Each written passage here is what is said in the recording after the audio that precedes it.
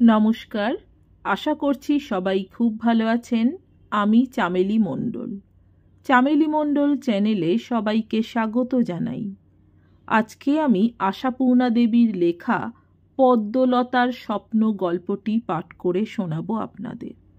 আশা করছি গল্পটি আপনাদের বেশ ভালো লাগবে। শুরু করছি আজকের গল্প পদ্মলতার স্বপ্ন। স্বামীর ঘর হইতে এগাতবার বাপের বাড়ি আসিবার ইচ্ছাটা অস্বাভাবিক নয়। একাদিক্রমে এক জায়গায় থাকিতে থাকিতে হাঁপাইয়া ওঠে বলিয়াই বাপের বাড়ি আসিতে চায় মেয়েরা, মুখ বদলাইতে বা মুক্তির নিঃশ্বাস ফেলিতে। বাপ না থাকিলে ভাইয়ের বাড়িও আসে, কিন্তু বাপ ভাই কিছুই নাই বলিয়া কি পদ্মলতা জীবনে একবারও আর সোনাপলাশী গাঁয়ের মাটিতে পা দিবে না? বাল্য কৈশোরের সমস্তটাই যার এইখানে কাটিয়াছে, সেই কাটানো সুখে শান্তিতে গৌরবে না হোক, দুঃখে অপমানেই স্মৃতিরও একটা আকর্ষণ আছে বই কি। সেই কাটানো হয়তো নিজেকে একবার প্রতিষ্ঠা করিবার গোপন ইচ্ছা 7 বছর পরে দুর্দমনীয় হইয়া উঠিয়াছে পদ্মলতার। যদুলাহিড়ির বাড়ির রাঁধুনি বামনির মেয়ে পদীকে হঠাৎ পদ্মলতার বেশে আবির্ভূত হইতে দেখিয়াই সোনাপলাশীর বাসিন্দারা কতখানি অবাক হইবে, সেইটা দেখিবার একটা দুরন্ত ইচ্ছা। 10 বছর ধরিয়া দিনে রাত্রে তিলে তিলে এই ইচ্ছাটিকে লালন করিয়া আসিয়াছে পদ্মলতা। খুশির খেয়ালে প্রশ্রয় দিয়াছে, রঙে রসে উজ্জ্বল করিয়া আঁকিয়াছে কয়েকটা দিনের ছবি। যেন জীবনে এ ছাড়া আর কোথাও কিছুতেই সার্থকতা নাই পদ্মলতার। তাই অনেক চেষ্টায় আর অনেক সাধ্য সাধনায় স্বামীর কাছে এই কদিনের ছুটি মঞ্জুর করিয়া একবার সোনাপলাশীতে বেড়াইতে আসিয়াছে। তা আশাটা অসার্থক হয় নাই তাহার। অবাক হইতে আর বাকি নাই কাহারও। এতদিন পরে হঠাৎ আসার জন্য নয়, অবাক হইতেছে পদ্মলতার চালচলনে। অবাক কেন, একেবারে অভিভূত হইবার মতো। পাতা চাপা কপাল বলিয়া যে প্রচলিত প্রবাদটা আছে, সেটা তবে পদ্মলতার উপরই ফলিয়াছে? সন্দেহ করিবারও কিছু নাই। এটা যে যুদ্ধের বাজার, এ যুগের অভিধানে অসম্ভব বলিয়া কোনো শব্দ নাই, সবই সম্ভব। এ যুদ্ধের ঝোড়ো হাওয়ায় অনেকের কপালেরই পাতার আবরণটুকু উড়িয়া গিয়াছে যে। রাতারাতির মধ্যে ঘুঁটে কুড়ানিকে রাজরানী হইতে দেখিলে নিঃশ্বাস ফেলিতে পারি, বিশ্বাস করিতে বাধে না। কাজেই যদুলাহিড়ির রাঁধুনি বামনির মেয়ে পদী যে হঠাৎ সোন চিবাইয়া খাইতে শুরু করিবে, এতেই বা আশ্চর্যের কি আছে? এখন শুধু গদগদ স্নেহে অভিভূত হওয়ার দরকার।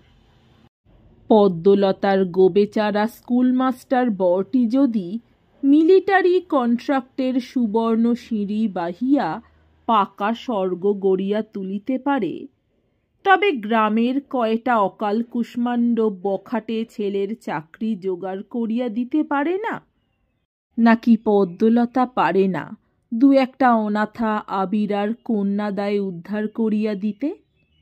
যে পদ্মলতা স্টেশনে নামিতে না নামিতে 2 হাতে পয়সা ছড়াইতে ছড়াইতে আসিতেছে। 2 দিন আসিয়াছে, ইতিমধ্যে রতন গাড়োয়ান হইতে শুরু করিয়া কালীবাড়ির ভট্টাচার্যি পর্যন্ত পদ্মলতার গুণকীর্তনে মুখর হইয়া উঠিয়াছে। এমন উঁচু নজর নাকি সংসারে দুর্লভ। পদ্মলতার হাসিটি চমৎকার, কথাবার্তাগুলি মিষ্ট, ব্যবহার অতুলনীয়। ছেলেবেলা হইতেই যে গুণের তুলনা নাই তাহার, এ কথা কে না জানে। রূপে গুণে আলো করা এই মেয়েটিকে তখন গ্রামশুদ্ধ লোক তাই না অত ভালোবাসিত? সেই পদ্মলতাকে লইয়া এখন যে কারাকারি পড়িয়া যাইবে, এ আর বিচিত্র কি?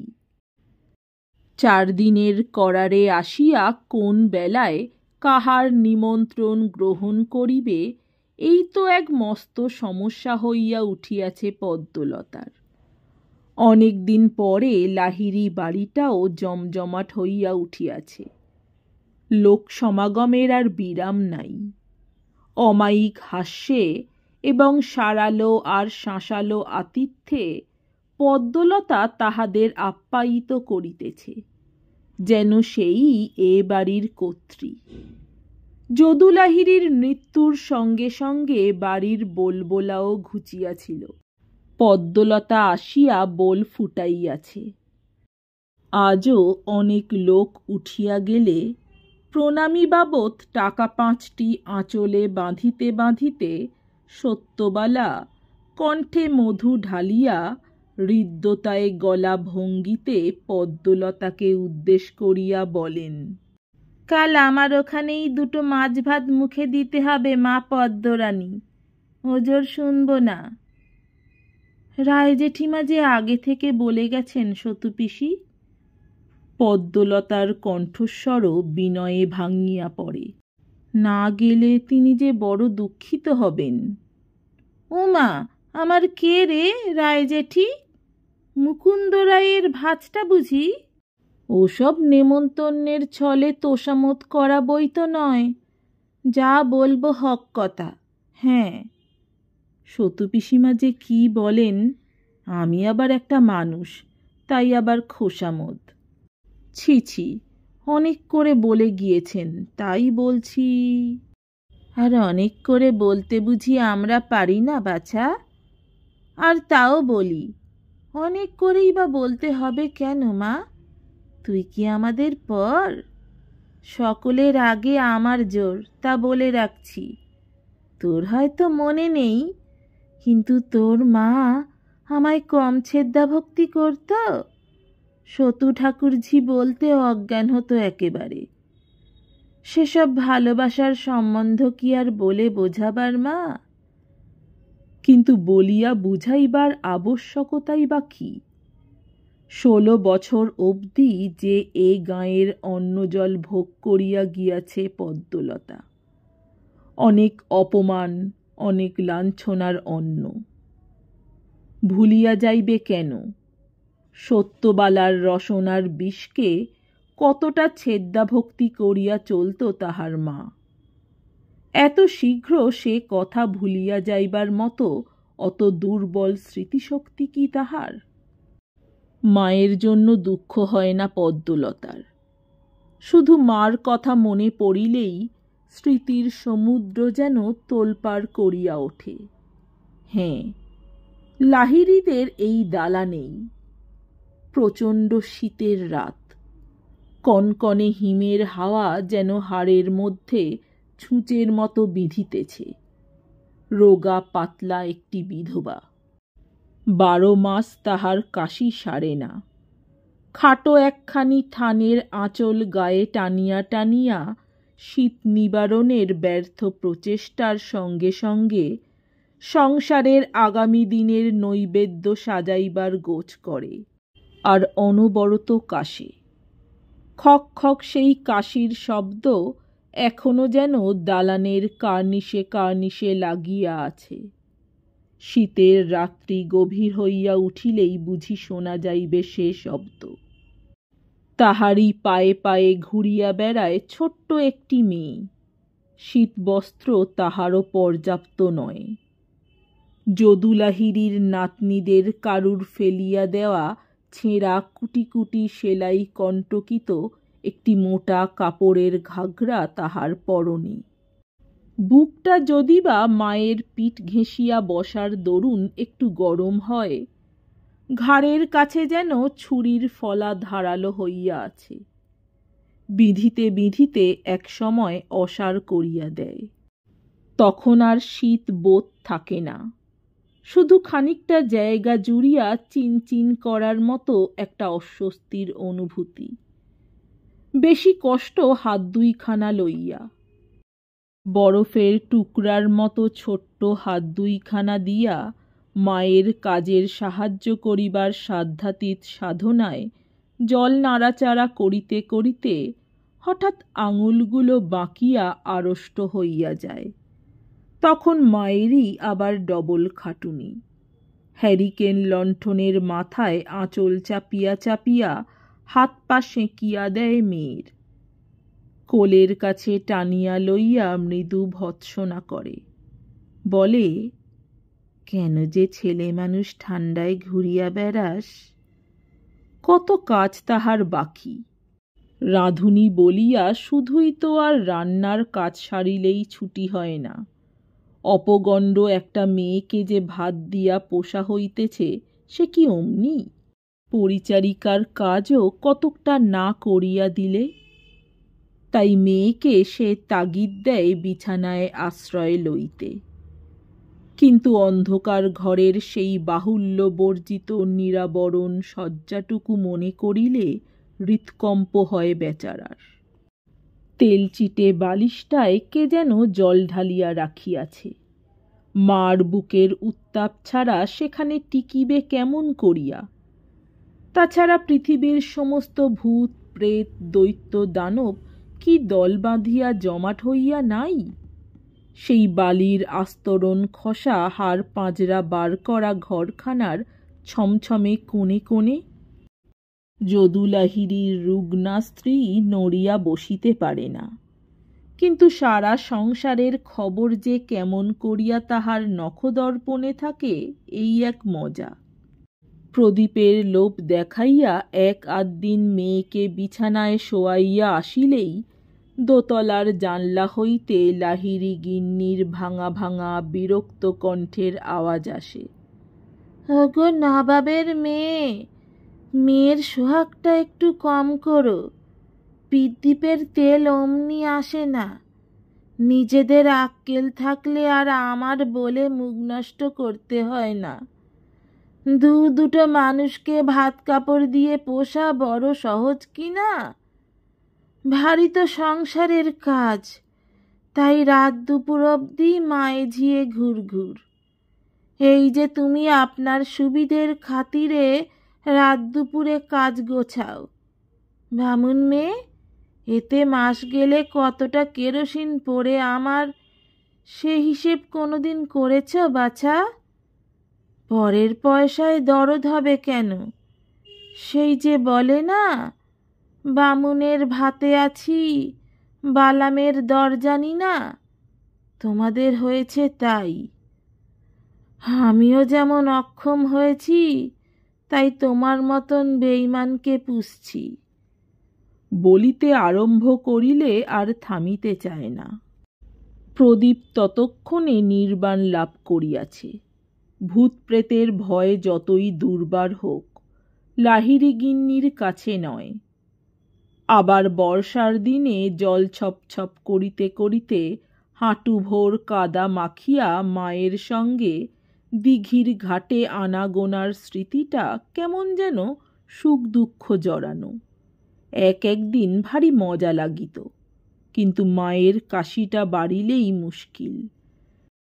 সেদিন মনে হয় সেই ছেঁড়া বিছানাটাতে মায়ে ঝিয়ে সারা দিন রাত্রি শুইয়া কাটায়। ভাত খাইবার প্রয়োজন নাই তাহার, নাই বা খাইল 2-4 দিন, কিন্তু প্রয়োজন নাই বলিলেই প্রয়োজন মেটে না। অতটুকু মেয়েকেও সে কথা বুঝাইয়া ছাড়ে। এমনি আবেষ্টনের মাঝখানে আবার একটা দৃশ্য মনে পড়ে। এই বাড়ি, এই দালান, কিন্তু মানুষ দুইটা যেন আর কেউ। তামাটে রং, সরু সরু হাত পা, ছেঁড়া ফ্রক পরা সেই মেয়েটার বদলে একটি নবযৌবনা স্বাস্থ্যবতী কিশোরী। একখানা শাড়িতে লজ্জা নিবারণ হয় না। শীত নিবারণের চাইতে যেন অধিক কষ্টকর হাতে বহরে ছোট সেই শাড়িখানা লইয়া লজ্জা নিবারণের ব্যর্থ চেষ্টাটা। তবু কুণ্ঠিত ভঙ্গিতে সমস্ত সংসারের কাজ সেই করে। শীর্ণা বিধবাটির উপর সস্নেহ অনুযোগের আর অন্ত নাই। মাকে সকাল সকাল ঘুম পাড়াইবার জন্য বকুনি। হাসে আর বলে, একলা শুতে যেতে চাও না কেন শুনি? ভয় করে? ভূতে খেয়ে ফেলবে?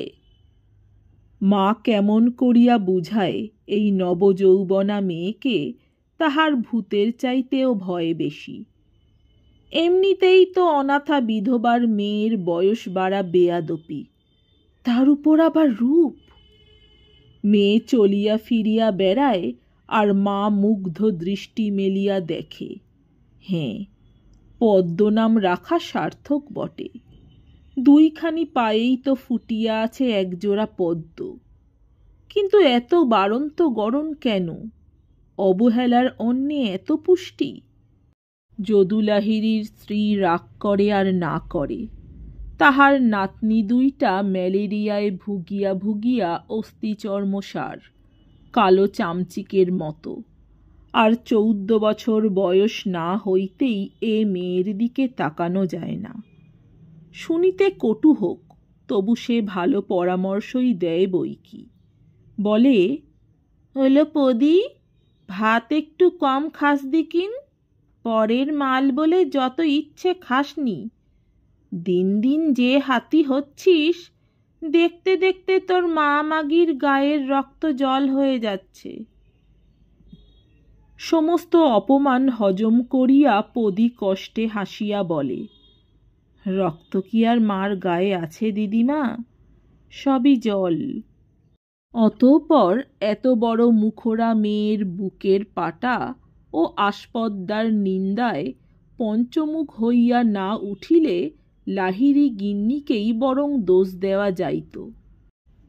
কিন্তু শুধু তো লাহিড়ী গিন্নিই নয়, পাড়াশুদ্ধ সকলেই মুখের সুখ করিয়া লইতে ছাড়ে না। পদির রূপটা চক্ষুশূল, গুণটা বিরক্তিকর, বয়সটা গাত্রদাহী। পদির চালচলন সন্দেহজনক, স্বভাবটাই বা... কিন্তু থাক সে কথা। পদির মৃত্যু ঘটিয়াছে, পদ্মলতার গুণগ্রাহী হইতে কাহারও আপত্তি নাই। যদু লাহিড়ীর স্ত্রী ছানি পড়া চোখের ঘোলাটে দৃষ্টি মেলিয়া হাঁকিয়া বলে, মেয়ে তো নয়, লক্ষ্মী পীর্তি মেয়ে। ছোট্টবেলা থেকে তো দেখছি গুণের সীমা নেই। আহা, মা মাগির কপাল, দেখতে পেল না। মা নেই, কিন্তু আমরা তো মরিনি দিদি। বছর বছর আসিস একবার করে, একেবারে ভুলে থাকিসনি। আমার কমলি বিমলির সঙ্গে তুই কি তফাত? মনে জানে কিছুটা তফাত আছে। কমলা বিমলা কখনো পোড়া মুড়ি দিয়া উদ্দেশ করে দিদিমার, আর পাতানো দিদিমার তীর্থ খরচ বাবদ এই মাত্র নগদ 300 টাকা গনিয়া দিয়াছে পদ্মলতা। রায়বাড়ি নিমন্ত্রণ আসা একটা স্মরণীয় ঘটনা, আজকের নয়, পূর্ব ইতিহাসের পাতায়। মুকুন্দ রায়ের মার ব্রত উদযাপন, কি ওই রকম একটা ব্যাপার।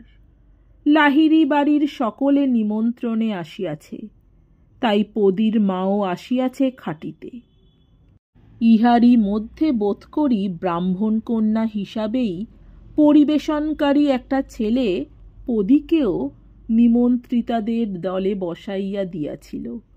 ছেলেটা আর কেউ নয়, সান্যাল বাড়ির মুরারি। ইহাকে উপলক্ষ করিয়া পাড়ার লোকে ঠাড়ে ঠোড়ে ইশারায় ইঙ্গিতে অনেক অপবাদ দিয়াছে পদিকে। স্পষ্টভাষিনী সত্যবালা তো একদিন পদির মাকে চোখের জলে নাকের জলে করিয়া ছাড়িয়াছিলেন। ঘাটে পথে দেখা হইয়া গেলেই যদি দুইটা কাঁচা বয়সের ছেলে মেয়ে হাসি গল্প শুরু করে, তাহাদের তবে আর বাকি কি আছে? নেহাত সত্যবালার চোখে পড়িয়াছে তাই রক্ষে, অপর কারো চোখে পড়িলে ও মেয়ের বিয়ে দেওয়া দায় হইত কিনা বলুক সকলে। তা নেহাত দায় হয় নাই। সেই মাসেই অনেক হিতৈষীদের সাহায্যে পদির বিবাহ হইয়া গিয়াছিল। ম্যাট্রিক পাস ছেলে, কোন এক অখ্যাত পল্লীগ্রামে মাইনার স্কুলে মাস্টারি করে, গোটা 30 মাহিনা পায়, উজ্জ্বল ভবিষ্যৎ আছে। কিন্তু যাক সে কথা, পদীর বিয়ের কথা এখানে অবান্তর। রায়বাড়ির নিমন্ত্রণের স্মৃতিটাই স্পষ্ট হইয়া উঠিয়াছে। পংক্তি ভোজনে বসিতে দেওয়া হয় নাই তাহাকে, হাত ধরিয়া তুলিয়া দেওয়া হইয়াছিল। ইশারা, ইঙ্গিত, হাসাহাসির চাপা ঝড় বহিতে বহিতে মুকুন্দ রায়ের বড় মেয়ে নিভাননী হঠাৎ দাঁড়াইয়া উঠিয়াছিল। তা যুক্তিটা সে মন্দ দেয় নাই। সত্যই তো, রাধুনী বামনীর মেয়ে যদি ব্রাহ্মণ কন্যার সম্মান পাইতে পারে, তবে আরশোলার পক্ষী খেতাব গৌরব পাইতে বাধা কি?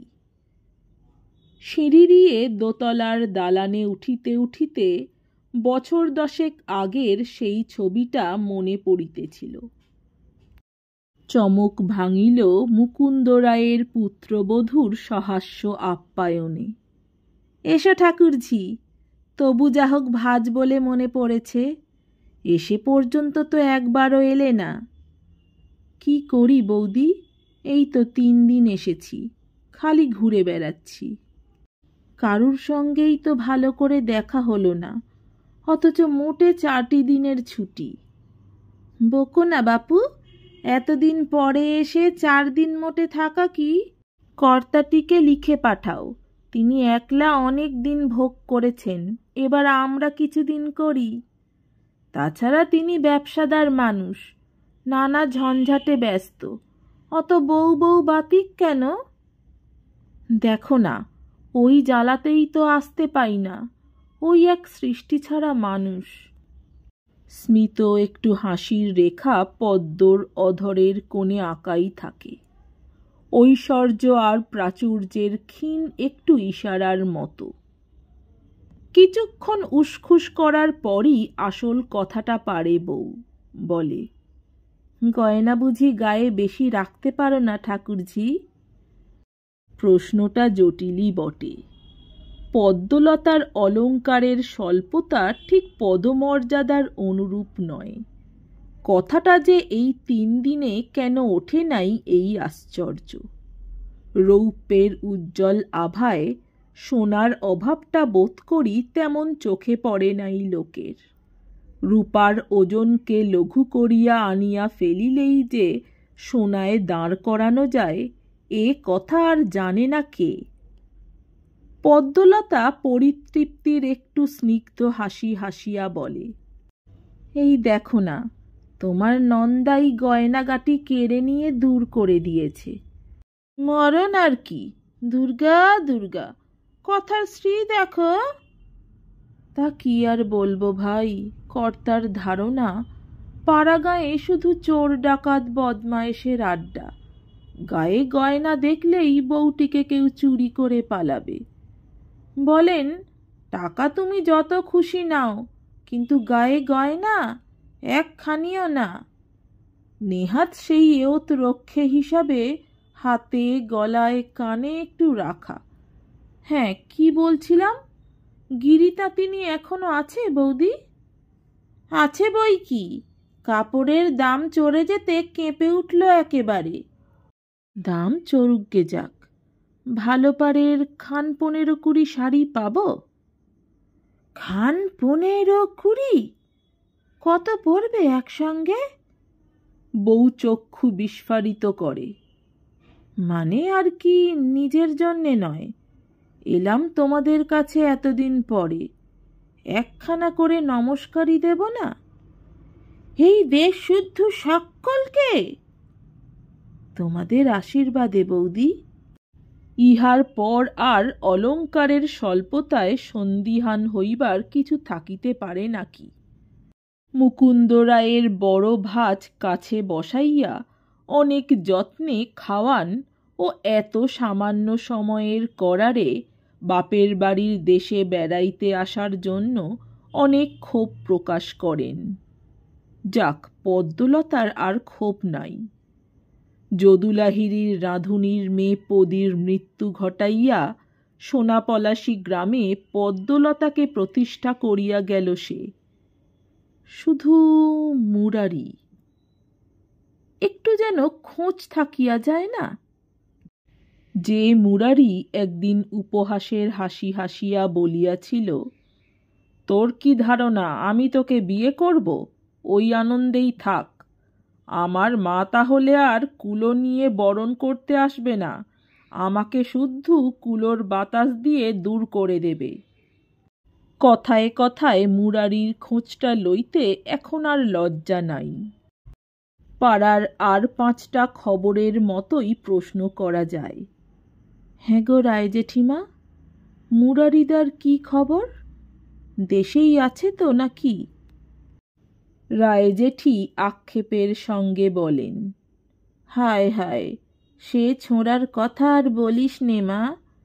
রোগে ভুগে ভুগে তন্নাস্তি, 1 পয়সা উপায় করবার ক্ষমতা নেই। বাড়িখানা শুদ্ধ বাঁধা দিয়ে বসে আছে, খালি লম্বা লম্বা বুলি। বউ ছেলেগুলোর হাড়ির হাল একেবারে। লম্বা বুলি তবে এখনো আছে? বুলি বন্ধ করিবার ঔষধটা একবার প্রয়োগ করিয়া দেখিবে নাকি পদ্মলতা?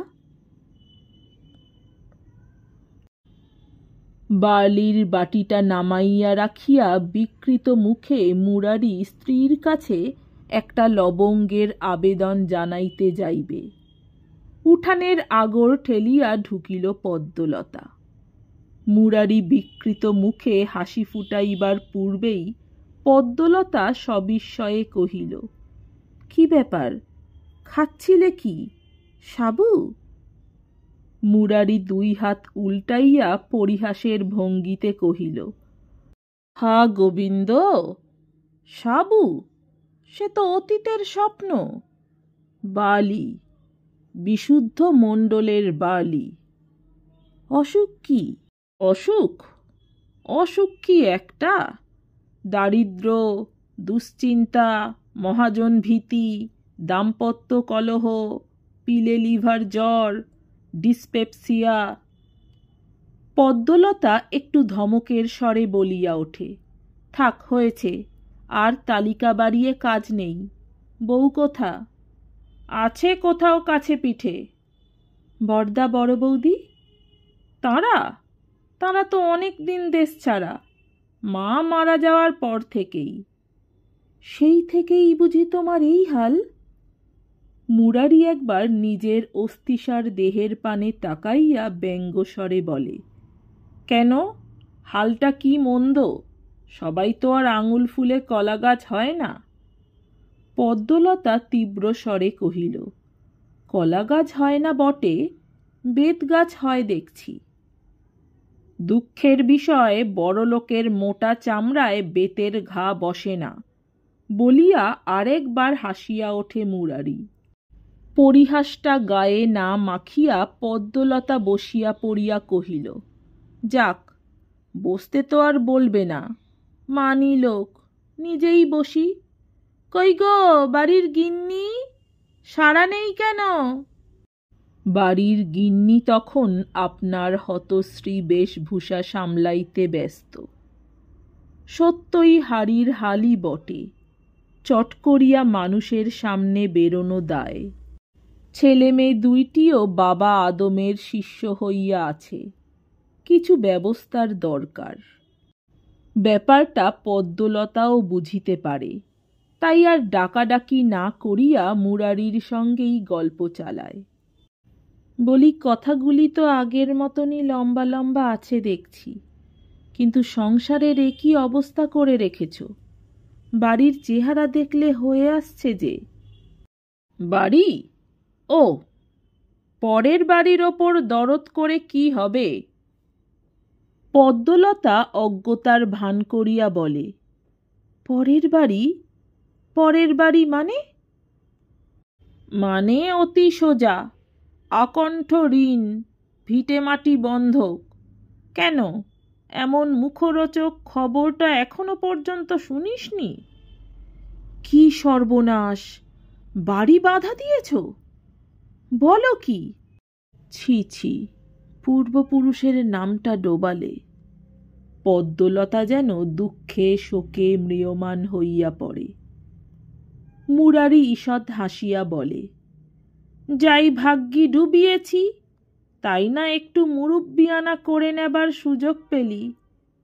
কিন্তু তোর ভারী কি চালচলন দেখে ভারী হাসি পাচ্ছে পদি। কি যেন বলেছিল মুকুন্দ রায়ের মেয়ে, আরশোলাও পাখি হলো। বেশ তুলনাটা না? পদ্মলতা বুঝিতে পারে এটা ইচ্ছাকৃত অপমান। কড়া বোধ করি তাহারই অপমানের পাল্টা জবাব। হয়তো এমনিই হয়, মধুর সম্বন্ধ তেতো হইয়া উঠিলে বুঝি এতটাই তেতো হয়। উভয় পক্ষ শুধু অপর পক্ষকে অপদস্থ করিবার নেশায় মাতিয়া উঠে। কিন্তু না, পদ্মলতার রাগিলে চলিবে না। হাসিয়া বলে, তোমার স্মৃতিশক্তিটা তো বেশ ধারালো মুরারিদা। তবু ভালো যে দেশের একজনও পদিকে মনে রেখেছে। এসে অবধি দেখছি কিনা পদ্ম পদ্ম করে সবাই অস্থির। যাক, তোমাদের সব খবর বলো। আমাদের আবার খবর? হায় মধুসূদন, বলে ভূতের আবার জন্মদিন। বরং তোদেরই খবর শোনবার জিনিস। শুনলাম নাকি খুব বড়লোক হয়েছিস, দুহাতে টাকা বৃষ্টি করছিস। ভালো ভালো। এখনো তো আমার মুখ দেখনি, খবর জানলে কি করে? ও বাবা, এই 3 দিন ধরে তো তোমার মহিমার কীর্তনে কান ক্ষয়ে গেল।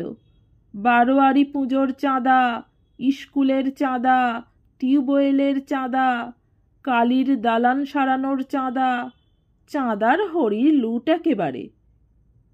তোর বোকামি দেখে দুঃখ হচ্ছে। যাক, নামটাও দামি জিনিস। পদ্মলতা তাচ্ছিল্যের হাসি হাসিয়া বলে, পোড়া কপাল, ভারী তো দিতে পেরেছি, তার আবার নাম। মনের স্বাদ তো কিছুই মিটল না। তাড়াতাড়িতে তো বেশি কিছু আনতে পারিনি। নিজের কাছে 1000 কয়েক ছিল, সেইটে নিলাম। আর কর্তা 800 না কত টাকা হাত খরচ করতে দিয়েছিলেন, এই। আর খুচরো 2-100 যদি থাকে। এর আবার নামধাম। ভূতি পিসিমার নাতনিটার টাকার অভাবে বিয়ে হচ্ছে না শুনে অবধি হাতটা যেন নিষ্পিস করছে। গিয়েই পাঠাতে হবে আর কি। কলাক করেছে রে অবিনাশ। কিসের কন্ট্রাক্ট নিয়েছিল? চাল, গম, গরু ছাগল, না মেয়ে মানুষ? মুরারির শীর্ণ নাকের আগাটা যেন ঘৃণায় ব্যঙ্গে আরো বাঁকিয়া যায়। ঠোঁটের কোণে ধারালো হইয়া ওঠে তীক্ষ্ণ হাসি। কিন্তু পদ্মলতা তো পরাজিত হইতে আসে নাই, আসিয়াছে জয় করিতে। তাই সরলতার ভান করিয়া বলে, কে জানে মশাই, তুমিও যেমন। কিসের ব্যবসা করছে ওসব জানবার কি দরকার আমার? ইচ্ছে মতন টাকা পেলেই হলো। কিন্তু তোমার জন্য তো মরেও স্বস্তি হবে না। বাড়িখানা শুদ্ধ বাঁধা দিয়ে খেয়েছ, এরপর উদ্ধার করতে না পারলে? কত টাকায় বাঁধা আছে? 500। কেন, তুই দিবি নাকি? দেবই তো। এই সামান্য টাকা কটার জন্যে ভদ্রাসনটুকু যাবে? পদ্মলতা কোল আঁচলের গিঁট খুলিতে প্রবৃত্ত হয়। ওদি কি আজকাল 500-700 1000 পকেটে করেই বেড়াস নাকি? কি করি মুরারিদা, লাহিড়ী দিদিমা এই কটার দায়িত্ব নিতেও নারাজ। যা এনেছি আঁচলেই আছে। যাকগে, টাকা তো খরচ করবার জন্যেই, যাবার ভাড়াটা থাকলেই হলো। গনিয়া গনিয়া 5খানি বড় নোট মাটিতে নামাইয়া রাখিতেই মুরারি হঠাৎ গম্ভীর হইয়া ওঠে। ভরাট গলা বলে, দেখ পদি, আরশোলা পাখি হওয়া ভালো, তবে একেবারে গরুর পাখি হতে চেষ্টা করিসনি। সে তুমি আমায় যত অপমানই করো, টাকা তোমায় নিতেই হবে বাপু। এই সামান্য কটা টাকার জন্য তোমায় ভিটে ছাড়া হতে দেব না আমি। কিন্তু তোর টাকা আমি নেব কেন? খুব টাকার মানুষ হয়েছিস তুই। টাকার গুমর দেখিয়ে ওই ভূতি পিসিদের মাথাগুলো কিনে রাখগে যা, আমার কাছে চাল ফলাতে আসিসনি। বলিয়া নোট কয়েকখানা ঠেলিয়া সরাইয়া দিয়া মুরারি হঠাৎ অনুপস্থিতা স্ত্রীর উদ্দেশ্যে খিঁচাইয়া ওঠে, সেই থেকে লবঙ্গ চাইছি, তার কি হলো? মরে গিয়েছ নাকি? মুরারির বউ বোধ করি এতক্ষণে বেশবাসে যথাসম্ভব ভদ্রতা আনিয়া বাহির হইতেছিল। মাঝখানে টাকার ব্যাপার উঠিতেই নেপথ্যে আশ্রয় লইয়াছিল। স্বামীর আহ্বানে সহসা রঙ্গমঞ্চে উদয় হইয়া বিরক্ত কণ্ঠে কহিল, মরে গেলে তো হাড় জুড়ত, তোমার হাত থেকে রেহাই পেতাম। এমন ভাগ্যি কি হবে আমার? ঠাকুরঝি, আপনি এসেছেন অবধি দেখছেন তো কথাবার্তার শ্রী?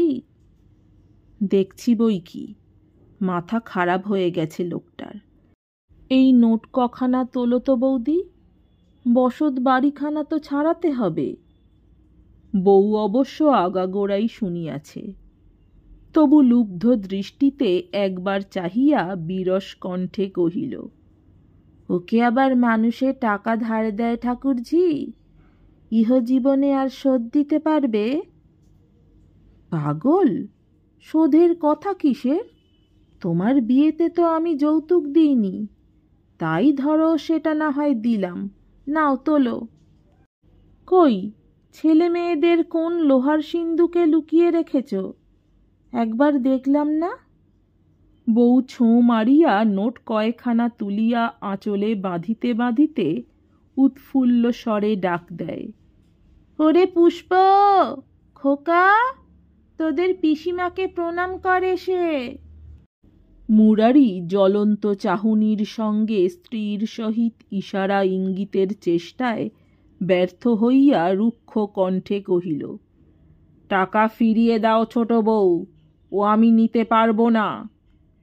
কিন্তু আঁচলে বাঁধা জিনিস আবার আঁচল ছাড়া করিবে এত বড় মূর্খ ছোট বউ নয়, তাই আহ্লাদের ভঙ্গিতে বলে, হ্যাঁ দেব বই কি, আজ বাদে কাল যখন ছেলে মেয়ের হাত ধরে গাছতলায় দাঁড়াতে হবে ফিরিয়ে দেব। কেন ঠাকুরজি কি আমাদের পর নাকি? বলুন না ঠাকুরজি। ঠাকুরঝি ততক্ষণে পুষ্পের দুই হাতে 2টি টাকা গুঁজিয়া দিয়া ছোট খোকার হাতের মুঠা খুঁজিতেছে। না, সত্য সত্য আর কোনো ক্ষোভ, কোনো অশান্তি নাই পদ্মলতার। সারা জীবনে আর কোনো কিছু কামনা করিবার নাই। চরম সার্থকতার পরম সুখকে 2 হাতের মুঠার মধ্যে পাইয়াছে সে। ঠিক এই সময় স্যাঁতসেঁতে অন্ধকার পায়রার খোপের মতো ছোট্ট ঘরখানায় নরবরে তক্তপোষের উপর উপুর হইয়া অবিনাশ চিঠি লিখিতেছিল। 4 দিনের বিরহেই এত দীর্ঘপত্র। কিন্তু দীর্ঘপত্র না হইলে মনের সমস্ত ব্যাকুলতা প্রকাশ করিবে কেমন করিয়া বেচারা? পরদিনই বউ আসিবে জানিয়াও চিঠি না লিখিয়া পারে না। লিখিতেছিল, পদ্ম, আমার সর্বনাশ হইয়া গিয়াছে।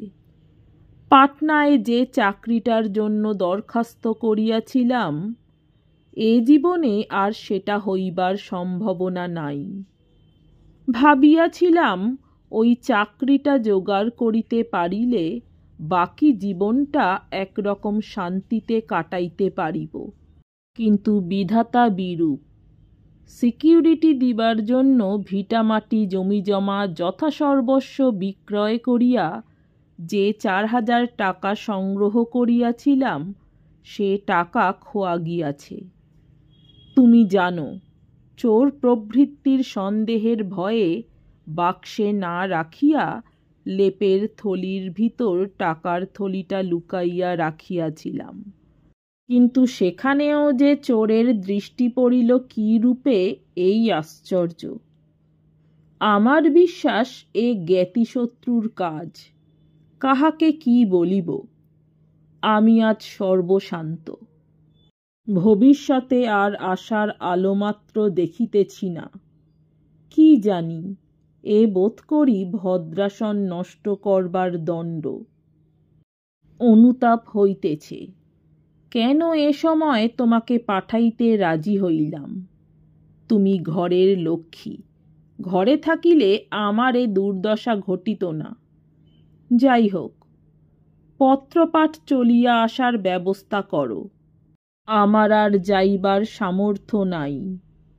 তোমার কাছে মুখ দেখাইতেও লজ্জা বোধ হইতেছে। নমস্কার। আমার গল্পপাঠ ভালো লাগলে, আরও এরকম গল্প শুনতে চাইলে অবশ্যই আমার চ্যানেলটি সাবস্ক্রাইব করে দেবেন, লাইক কমেন্ট শেয়ার করতে ভুলবেন না। অনেক ধন্যবাদ।